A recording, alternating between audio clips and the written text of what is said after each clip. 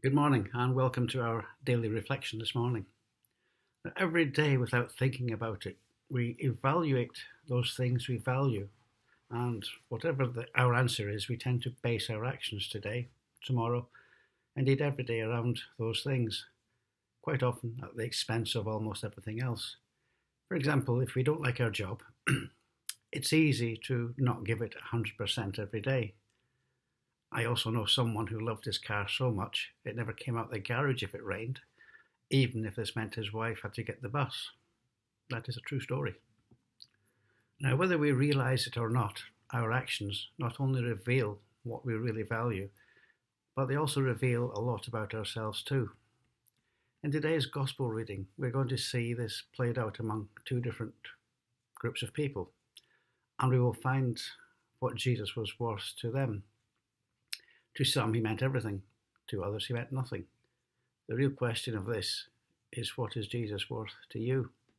The reading is from the Gospel of Matthew 26. Now, while Jesus was in Bethany, in the house of Simon the leper, a woman came to him with an alabaster jar of very costly perfume, and she poured it on his head as he sat at the table. When the disciples saw this, they were angry and said, "Why this waste? For this ointment could have been sold for a large sum of money and given to the poor." But Jesus, aware of this, said to them, "Why do you trouble the woman? She has performed a good service for me. You will always have the poor with you, but you will not always have me. By pouring this ointment on my body, she has prepared me for burial. Truly I tell you, wherever this good news is proclaimed in the whole world, what she has done will be remembered, will be told in remembrance of her." This is the word of the Lord. Here we are, excuse me, here we are at the home of Simon. He was probably a former leper, maybe someone Jesus had healed from that awful disease in the past. Simon had invited Jesus and his disciples to dinner. Imagine the scene, what happens next.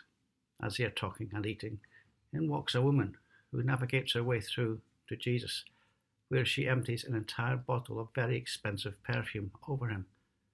Suddenly there's a stunned silence, and the smell of fresh baked bread and sweet wine are replaced with an overwhelming smell of strong perfume. This was a totally and unexpected event. The jar of perfume must have been very precious to this woman. We know that from the Gospel of John that the woman was likely to have been Mary, the sister of Martha, whose brother Lazarus Jesus had brought back from the dead.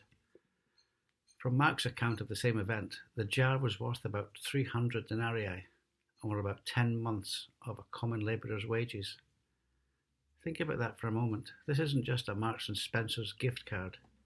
This jar would have been worth serious money. She wouldn't have been a rich woman, but she did have something of great value in this jar of perfume, something she had likely kept her entire life. She wasn't guilty for having something that was nice or valuable. Many saw that she had something of great value that she had saved. She had said to herself, "Jesus is worth this." Her radical generosity and lavish giving was not so that she could earn anything or even she could pay off a debt of sin or guilt. This was her response to seeing what Jesus had done for her brother Lazarus. She had heard what Jesus had said to her sister Martha when she came to Jesus to tell him Lazarus was dead. Jesus had said, "I am the resurrection and the life. Whoever believes in me, though he die, he shall live. And everyone who lives and believes in me shall never die." Do you believe this? So her example of lavish and spontaneous thanksgiving was her way of expressing the love of Jesus that overflowed out of her heart, because she recognized how he had poured out his love for her and her family. Her response was, "I have seen you remove the smell of death from my brother. Now let me anoint you with the most fragrant offering I can give. You have given life where there was death. Let me give an offering of gratitude." Mary's offering to Jesus cost her dearly. She had to give up something of great value, but she gave it up both willingly and joyfully.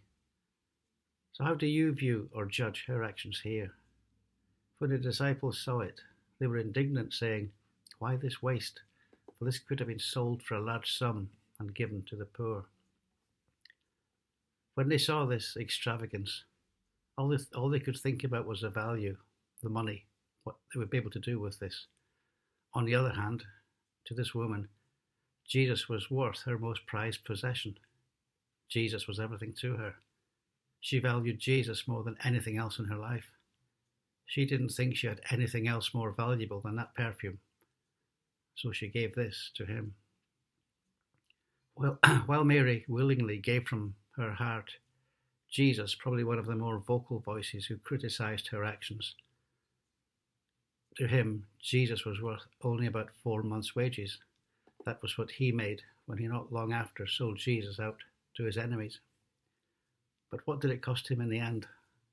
Later in Matthew, we will read how it cost him his life as well as his peace of mind. So where do we stand today? With Mary wanting to give extravagantly?